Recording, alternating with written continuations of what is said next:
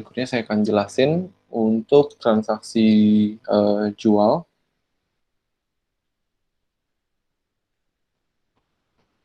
Oke, di transaksi jual, jadi ini sama ya, kurang lebih sama dengan yang dibeli di bagian kiri di sini, di bagian summary-nya kita bisa lihat nominal dari quotation-nya, terus jumlah dokumen outstanding-nya di berapa, kita bisa lihat itu. Uh, Caranya juga kurang lebih sama, field-nya juga kurang lebih sama. Cuma untuk quotation, saya akan coba untuk create dari aplikasi mobile ya. Jadi di aplikasi mobile-nya, saya ke menu quotation. Nah di sini kita bisa lihat summary dari quotation, ada berapa yang pending, berapa yang sudah diproses ke sales invoice, dan berapa yang quotation yang expired. Jadi total dari dua ini, pending plus expired, itu dia harusnya akan sama dengan total yang di quotation. Di sini ada 34. Oke, harusnya di sini ada 34. Ini nggak ke reload full kayaknya.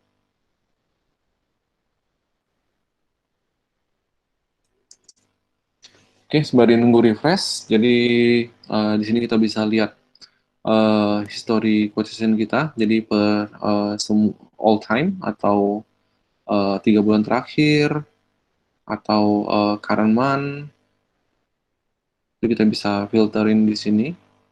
Dan untuk create quotation baru, kita tinggal klik tombol plus yang ada di kanan atas, atau kita bisa create new dari bawah sini. Di sini ada laporan, monthly prosesnya berapa, dan secara count-nya berapa. Jadi contoh saya akan langsung create quotation. Saya pilih kontaknya. Saya pilih ke PT Olahraga Sehat lagi. Tanggal hari ini, atau kalau misalnya diubah kita tinggal klik. Nah, saya pilih tanggal hari ini saja. Atau tanggal kemarin deh. Oke, tanggal hari ini. Terus ini due date-nya. Jadi saya pilih misalnya tanggal 31 Juli due date-nya. Terus di sini ada product price inclusive of tax, sama dengan yang tadi ya. Jadi kalau harga unit price-nya itu sudah termasuk pajak, kita tinggal klik di sini. Kalau enggak, ya berarti nggak perlu diklik. Nah, untuk menambahkan item, di sini saya akan tunjukkan untuk fitur scan barcode-nya ya. Jadi saya akan klik scan barcode-nya. Nah, terus saya sudah sediakan satu produk abon sapi ya. Jadi produk abon sapi saya akan coba scan. Jadi kalau misalnya dia nggak ke-detect, di sekarang akan ada alert seperti ini. Produknya nggak ada, apakah kita mau bikin produk baru dengan barcode yang ini? Saya klik no dulu, soalnya saya sudah daftarkan sebelumnya. Oke, nah kalau misalnya produknya ketemu, kita tahan posisinya di sini, nanti secara quantity akan langsung otomatis bertambah. Oke, kita bisa stay seperti ini, atau saya langsung klik done. Terus saya juga bisa edit langsung di sini. Jadi saya klik di sini, quantity-nya misalnya saya ubah bukan 5, tapi misalnya 15. Nah, untuk informasi lain seperti teks sama diskon, itu kita bisa edit di sini. Untuk teksnya, misalnya kita pilih yang PPN keluaran, atau kita bisa pilih PB1. Untuk kes ini saya akan pilih yang PPN keluaran. Terus untuk diskon kita bisa masukkan flat amount, atau percentage. Jadi kalau yang hijaunya ke percentage, berarti kita masukkan persentase. Jadi saya tinggal masukkan 80% misalnya. Oke, habis itu saya klik arahkan ke tempat lain. Jadi nanti diskonnya sudah langsung otomatis ter-apply di sini. Saya klik done. Terus saya bisa langsung klik save atau saya bisa isi remark di sini. Saya klik save. Terus saya bisa save as draft atau saya save quotation.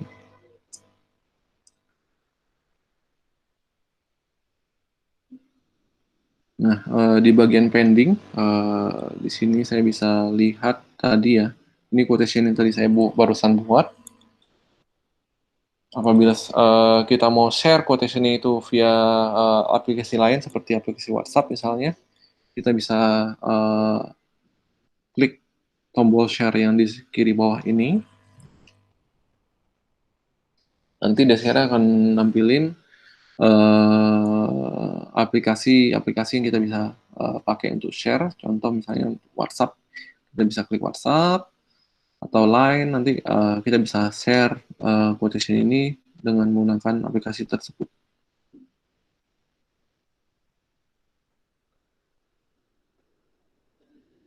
Oke, kurang lebih seperti itu. Di sini juga kita juga bisa convert dari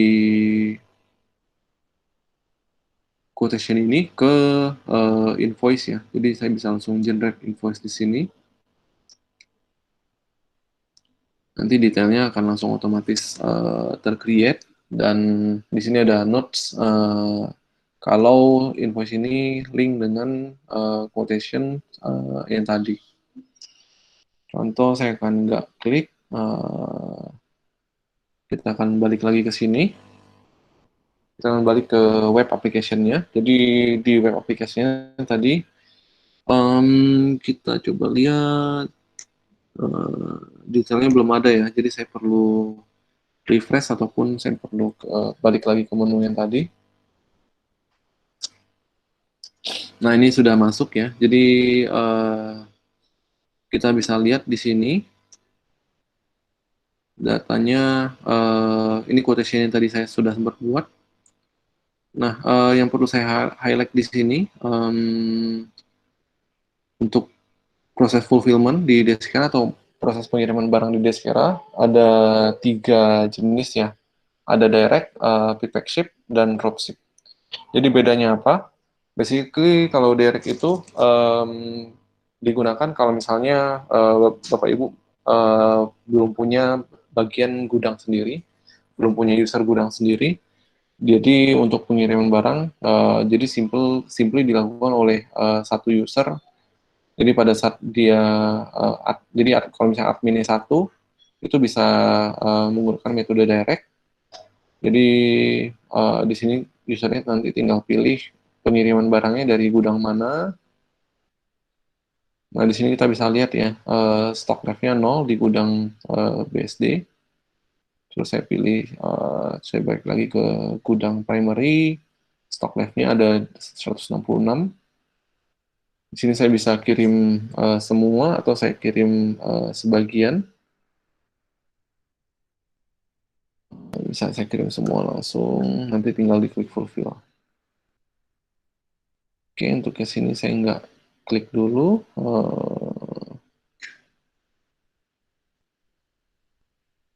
Nah, terus berikutnya ada flow pick pack ship ya. Jadi untuk flow pick pack ship lebih ke, jadi kalau misalnya kita ada tim gudang sendiri, kita bisa menggunakan flow pick pack ship. Jadi nanti tim gudangnya itu bisa ada bisa melakukan proses pengambilan barang, packing dan shipping sendiri. Jadi mereka bisa update di Deskera tanpa harus ada satu admin yang maintain semua transaksi tersebut. Jadi kalau misalnya kita pilih pack ship, nanti dia akan langsung pindah ke sini. Oke, nah di sini kita bisa lihat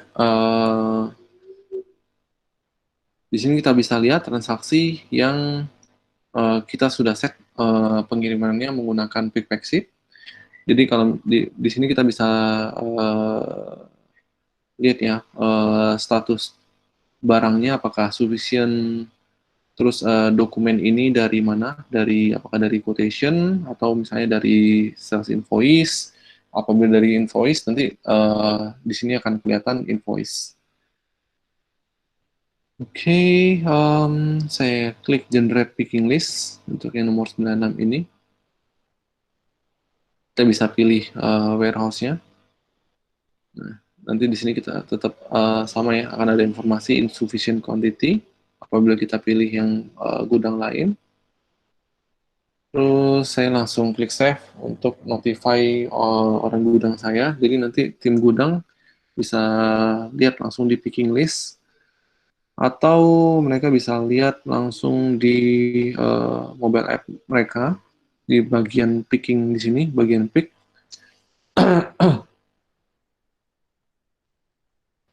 Nah, ini akan ada satu picking list nomor 18. Saya klik pick. Terus di sini saya bisa uh, ini ya, saya bisa scan lagi, saya bisa scan produknya. Contoh saya coba scan lagi.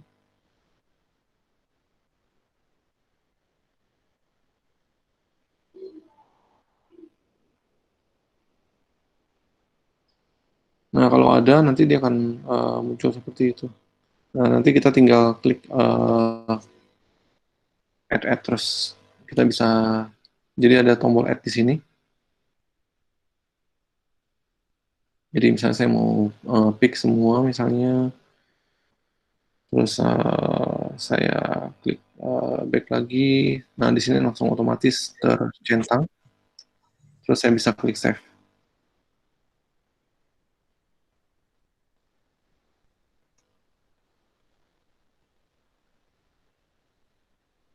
Oke, nah apabila sudah kita klik save, nanti statusnya itu di sini akan berubah jadi pick, dan kita masih bisa void atau kita mau lanjut ke proses packing. Jadi pada saat proses packing itu nanti tim gudang bisa balik ke session mereka, terus update status packingnya di sini. Jadi mereka bisa update, mereka packing 15 abon sapi ini misalnya ke uh, beberapa karton. Misalnya saya pack ini karton pertama, saya pack misalnya maksimal 10 saja, habis itu saya klik pack, saya klik add karton kedua. Terus di sini ada sisa uh, ada sisa 5 pack, 5 quantity lagi yang kita belum pack. Terus saya masukin 5, terus kita klik pack. Habis itu kita klik save. Oke, session saya habis. Saya harus bikin ulang. Oke, password.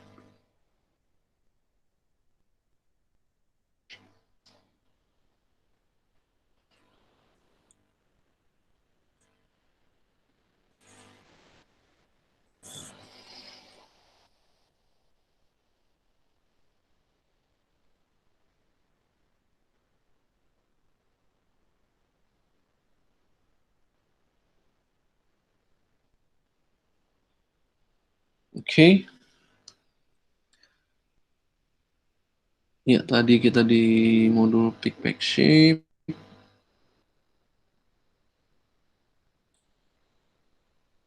Oke, order yang nomor 96 ya. Jadi saya akan pack. eh, ini tadi 96 kita sudah ready to pack. Saya pack. Tadi kayaknya nggak ke save ya. Oke, saya pack misalnya tadi 10. Saya pack, saya tambahin lagi. Saya pack di karton kedua. Saya pack 5. Saya centangin. Terus saya klik save. Nah, saya klik begitu tadi kita sudah pack, nah di sini ada pilihan untuk ready to ship. Jadi kalau misalnya sudah ready buat dikirim, kita tinggal klik ready to ship. Jadi di sini adalah daftar barang yang sudah siap untuk dikirim. Misalnya saya akan ship yang karton pertama dulu. Di sini ada informasinya ya, berapa produk. Jadi karton kedua itu ada 5 produk, karton pertama itu ada 10 produk. Metode delivery-nya apa? Apakah pakai kurir atau pick up atau drop off?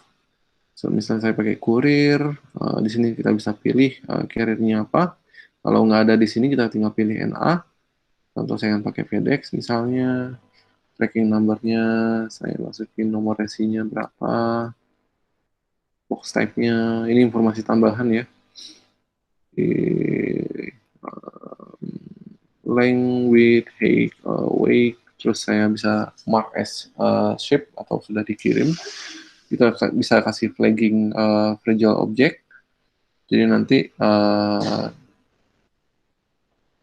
kita bisa print labelnya ya, shipping labelnya kita bisa print. Nah di sini kita bisa lihat informasi. Jadi nanti shipping label sini kita bisa print dan tempel di karton pertama tadi. Oke. Di sini, terus kalau misalnya kita sudah tadi sudah save yang pertama, nah, maka statusnya akan berubah jadi partial ship. Terus saya klik ship lagi. Nah di sini ada statusnya ya. Yang pertama sudah ship, yang kedua second ship yang kedua misalnya pakai pick up, terus sisanya sama misalnya.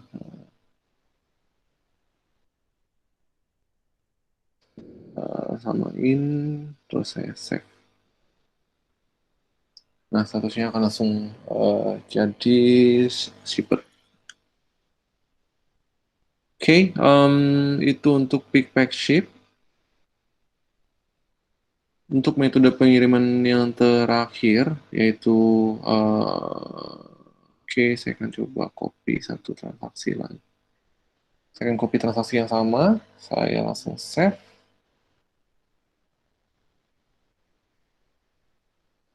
Nah, untuk yang ini metode pengirimannya saya akan pakai menggunakan metode dropship. Untuk metode dropship, jadi nanti basically Desikira akan nge-create satu purchase order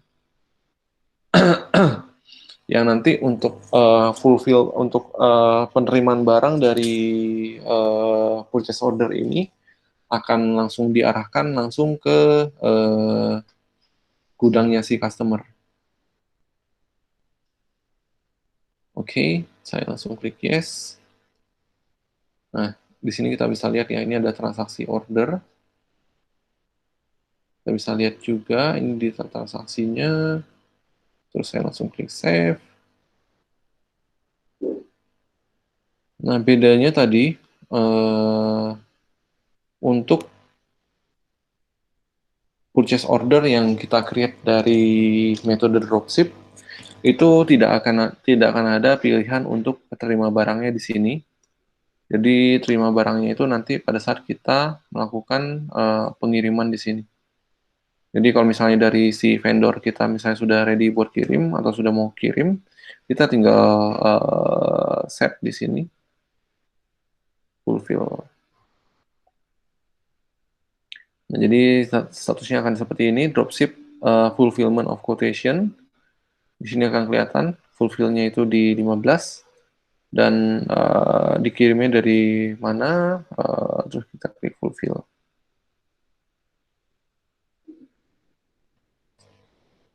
Oke, kurang lebih seperti itu.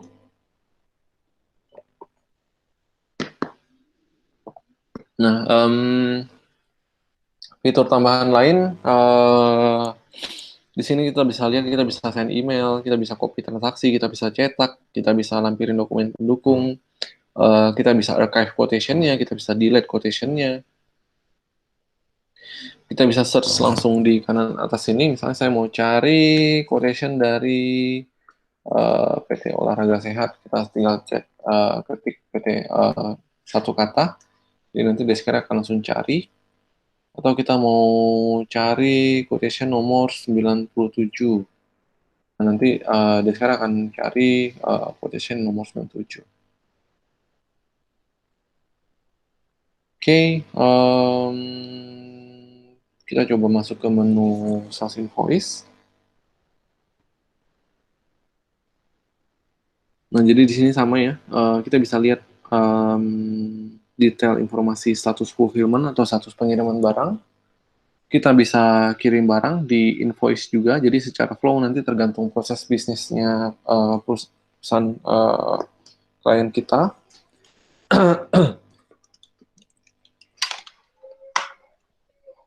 Nah, di sini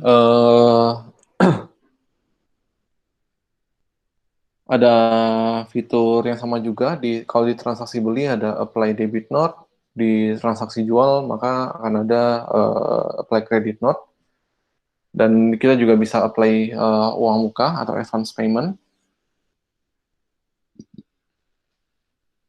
Oke, caranya kurang lebih sama ya. Jadi contoh PT Tabitha, apakah ada kredit note-nya? Nah, kalau ada dia akan muncul di sini. PT Mahatma Media, ya nggak ada juga. Nah, caranya sih sebenarnya sama dengan yang di transaksi beli tadi. Jadi basically kita tinggal ke modul accounting. Apabila ingin membuat credit note, kita tinggal ke menu credit note. Atau kalau misalnya untuk membuat uang muka penjualan, kita tinggal ke menu deposit. Jadi accounting, deposit, terus create advance payment. Jadi kurang lebih sama. Kalau yang di prepayment tadi di bagian atas kita pilih kita mau keluarin uangnya dari bank mana. Kalau yang di uang muka penjualan kita pilih kita terimanya di rekening bank yang mana, dan kita pilih ke akun mana. Jadi kan debitnya udah pasti ke yang atas, kreditnya kita pilih ke akun yang mana.